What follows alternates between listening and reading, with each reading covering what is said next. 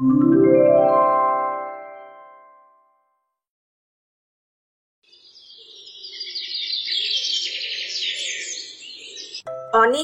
আগের কথা।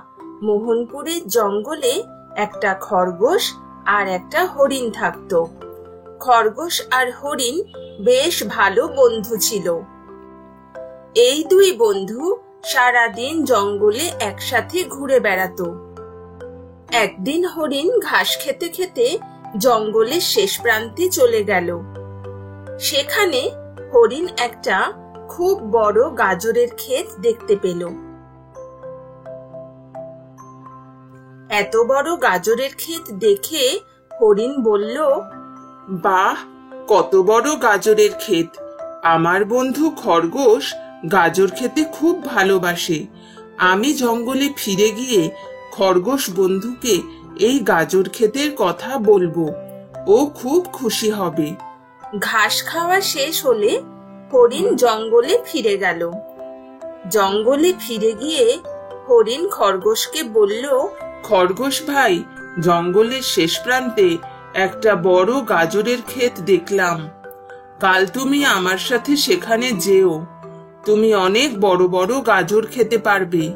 খরগোশ হরিণের কথা শুনে খুশি হয়ে বলল, হরিণ ভাই, আমার গাজর খেতে খুব ভালো লাগে। আমি কাল তোমার সাথে গাজর খেতে যাব। পরের দিন সকাল হলো। হরিণ আর খরগোশ জঙ্গলের শেষ প্রান্তে গাজর ক্ষেতের দিকে রওনা হলো।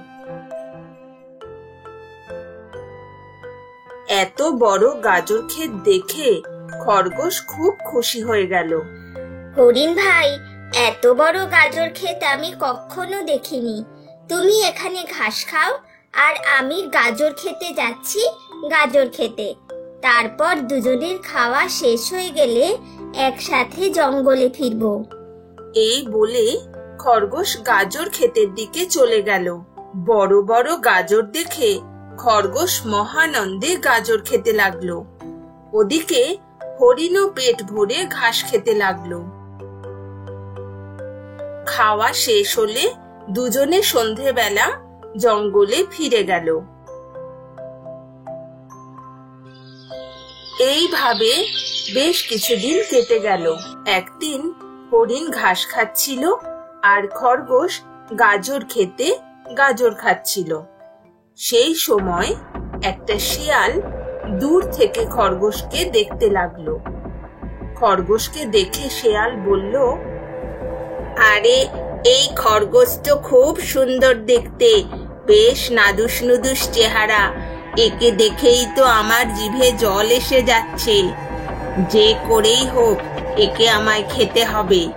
এই ভেবে শিয়াল খরগোশের কাছে গেল আর খরগোশকে বলল, আরে এই খরগোশ, তুমি এই ক্ষেত থেকে গাজর খাচ্ছ কেন? এই গাজরের ক্ষেত আমার। আমাকে না জিজ্ঞেস করে এই ক্ষেতের গাজর খেয়ে তুমি খুব অন্যায় করেছো। তোমাকে এর জন্য শাস্তি পেতে হবে। শিয়ালের কথা শুনে খরগোশ বলল, শিয়াল ভাই, আমি জানতাম না এই ক্ষেত তোমার। যদি আমি জানতাম আমি নিশ্চয়ই তোমাকে জিজ্ঞেস করতাম। তুমি আমায় ক্ষমা করে দাও শিয়াল ভাই, আমি আর তোমার ক্ষেতের গাজর খাবো না। খরগোশের কথা শুনে শিয়াল খরগোশকে বলল, আমি এই সব জানি না। তুমি আমার ক্ষেতের গাজর খেয়েছো, তার জন্য তোমাকে শাস্তি পেতে হবে। শিয়ালের কথা শুনে খরগোশ ভয় পেয়ে গেল আর শিয়ালকে জিজ্ঞেস করলো, গাজর খাওয়ার জন্য আমাকে শাস্তি পেতে হবে? তুমি আমাকে কি শাস্তি দেবে শিয়াল ভাই? তখন শিয়াল খরগোশকে বলল, আজ অবধি তুমি আমার যতগুলো গাজর খেয়েছো সব আমাকে ফেরত দিতে হবে। গাজর আমি কোথা থেকে ফেরত দেব? আমি তো গাজরগুলোকে খেয়ে ফেলেছি। তুমি যদি আমার গাজর ফেরত না দিতে পারো তাহলে আমি তোমাকে খেয়ে ফেলবো, কারণ আমার সব গাজরগুলো তোমার ওই পেটের মধ্যে আছে। শিয়ালের কথা শুনে খরগোশ চিৎকার করে কাঁদতে শুরু করে দিল। বাঁচাও, বাঁচাও, কে কোথায় আছো? আমাকে বাঁচাও। হরিণ ভাই, তুমি কোথায় গেলে? আমাকে বাঁচাও। কিছু দূরেই খরগোশের বন্ধু হরিণ ঘাস খাচ্ছিল। আরে, এটা তো আমার বন্ধু খরগোশ চিৎকার করছে। নিশ্চয় খরগোশ কোনো বিপদে পড়েছে। আমাকে এখনই তার কাছে যেতে হবে। এই বলে হরিণ গাজর ক্ষেতের দিকে ছুটল। গাজর খেতে এসে হরিণ দেখে শেয়াল খরগোশকে মেরে খেতে যাচ্ছে। তোকে এখন কেউ বাঁচাতে পারবে না, এখনই তোকে আমি পেটের মধ্যে চালান করছি। হরিণ বুঝতে পারল খরগোশ ভয়ানক বিপদের মধ্যে পড়েছে। সাথে সাথে হরিণ ছুটে গিয়ে শিয়ালকে মারলো জোরে এক ধাক্কা। সজোরে ধাক্কা খেয়ে শিয়াল ছিটকে গিয়ে মাটিতে পড়ল। খরগোশ ভাই, শেয়াল উঠে আসার আগে চলো আমরা পালাই। এই বলে খরগোশ আর হরিণ জঙ্গলের দিকে ছুটে পালালো।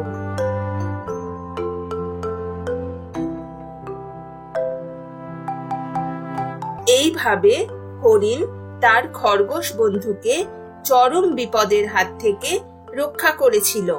তাহলে বন্ধুরা, বন্ধুর বিপদে সব সময় বন্ধুর পাশে থেকে বন্ধুকে বিপদ থেকে রক্ষা করতে হয়।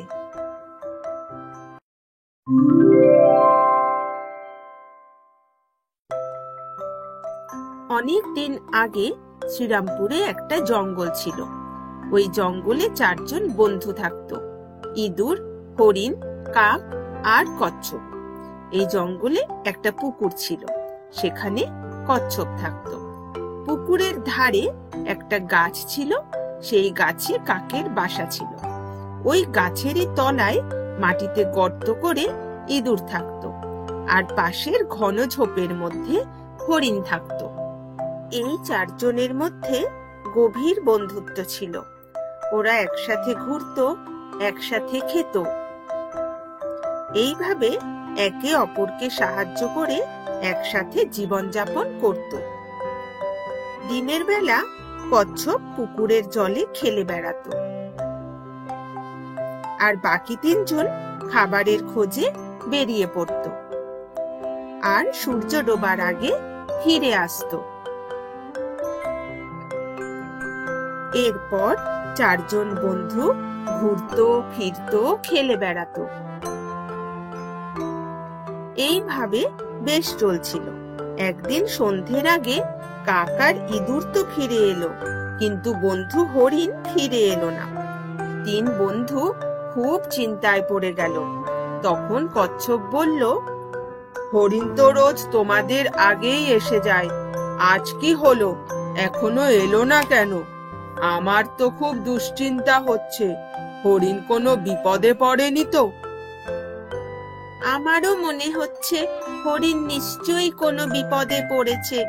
এখন আমরা কি করব? সন্ধে হওয়ার আগে যদি হরিণ ফিরে না আসে তাহলে খুব সমস্যা হবে। আমাদের খুব তাড়াতাড়ি কিছু করতে হবে, কিন্তু কি করব? কোথায় খুঁজবো হরিণকে? কাক ভাই, তুমি এক কাজ করো, পুরো জঙ্গলটাতে তুমি একবার উড়ে উড়ে দেখো। যদি কোথাও হরিণকে দেখতে পাও তখনই এসে আমাদের খবর দাও। হ্যাঁ হ্যাঁ, এটাই ঠিক হবে। তাড়াতাড়ি যাও কাক ভাই। ঠিক আছে, আমি পুরো জঙ্গলে হরিণকে খুঁজে আসছি। তোমরা দুজনে এখানেই থাকো, কোথাও যেও না। এই বলে কাক সেখান থেকে চলে গেল। কাক উড়তে উড়তে চারদিক দেখতে লাগলো, কিন্তু কোথাও হরিণকে দেখতে পেল না। তখন কাক জোরে জোরে চিৎকার করতে লাগলো, হরিণ ভাই, তুমি কোথায়? আমি তোমাকে কোথাও খুঁজে পাচ্ছি না। এই সময় হঠাৎ একটা কান্নার আওয়াজ ভেসে এলো। কান্নার আওয়াজ শুনে কাকের মনে হলো এটা হরিণের আওয়াজ। কাক ওই আওয়াজের দিকে উড়ে গেল। ওখানে গিয়ে কাক দেখলো ওদের বন্ধু হরিণ একটা শিকারীর জালে আটকা পড়েছে। জাল থেকে বেরোনোর জন্য হরিণ ছটফট করছে। কাককে দেখে হরিণের একটু সাহস হলো। হরিণ কাককে বলল, বন্ধু, একটা পশু শিকারী আমাকে এই জালে বন্দি করে নিয়েছে। ওই শিকারী একটু পরেই চলে আসবে। ও আমাকে ধরে নিয়ে গিয়ে মেরে ফেলবে। বন্ধু, আমি আর বেশিক্ষণ বাঁচবো না। তুমি ইঁদুর আর কচ্ছপকে আমার কথা বলো। আমি তোমাদেরকে খুব ভালোবাসি। বন্ধু, ভয় পাচ্ছ কেন? আমরা আছি তো। আমরা সবাই মিলে তোমাকে এই জাল থেকে বের করব। তুমি চিন্তা করো না। শোনো, আমি ইঁদুরকে আমার পিঠে করে এখানে নিয়ে আসছি। ও ওর ধারালো দাঁত দিয়ে তোমার জাল কেটে দেবে। এই বলে কাক তাড়াতাড়ি সেখান থেকে চলে গেল। হরিণের মনেও বাঁচার আশা জাগলো। ও কাক আর ইঁদুরের জন্য অপেক্ষা করতে লাগলো। এদিকে কাক খুব তাড়াতাড়ি কচ্ছপ আর ইঁদুরের কাছে পৌঁছে গেল। কাক বিন্দু মাত্র সময় নষ্ট না করে সব কথা কচ্ছপ আর ইঁদুরকে বলল। বন্ধুরা, আমি বুঝতে পারছি হরিণ খুব কষ্টে আছে। শিকারী আসার আগে আমরা যদি ওকে না বাঁচাই তাহলে ও মরে যাবে। তোমরা একদম ভয় পেও না। কাক ভাই, আমাকে তোমার পিঠে চাপিয়ে তাড়াতাড়ি হরিণের কাছে নিয়ে চলো। আমি আমার ধারালো দাঁত দিয়ে শিকারীর জাল কেটে হরিণকে বের করে আনবো। হ্যাঁ হ্যাঁ, ইঁদুর ভাই একদম ঠিক বলেছে। কাক ভাই, তুমি ইঁদুর ভাইকে নিয়ে তাড়াতাড়ি যাও। আমি তোমাদের পিছন পিছন আসছি। তারপর ইঁদুর কাকের পিঠে চড়ে বসলো। আর কিছুক্ষণের মধ্যে ওরা দুজন হরিণের কাছে পৌঁছে গেল।